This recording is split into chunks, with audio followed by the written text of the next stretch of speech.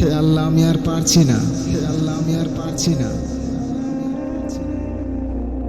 কখনো কি মনে হয়েছে চারপাশে সবাই আছে, তবুও তুমি ভীষণ একা? মনের ভেতরে কষ্ট, চোখের ভেতরে না বলা কান্না, আর কেউ বোঝে না তোমার যুদ্ধ।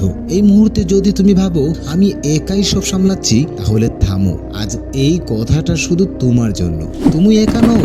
মানুষ হয়তো তোমার কষ্ট দেখে না, তোমার নীরব কান্না শোনে না, কিন্তু এমন একজন আছেন যিনি তোমার মনের কথাও জানেন, যেটা তুমি নিজেও ভাষায় প্রকাশ করতে পারবে না। আল্লাহ তাআলা বলেন, ওয়া নাহনু আকরাবু ইলাইহি মিন হাবলিল ওয়ারিদ। আমি মানুষের গলার শিরার চেয়েও তার নিকটবর্তী। তুমি যখন একা ঘরে বসে দীর্ঘশ্বাস ফেলো, যখন সেজদায় চোখের পানি ফেলো, যখন কাউকে না বলে ভেঙে পড়ো, আল্লাহ তাআলা তখন তোমার সবচেয়ে কাছে থাকেন। তুমি ভাবছো কেউ পাশে নেই আমার, কিন্তু আসমানের রব বলছেন, ইন্নাল্লাহা মা'ানা।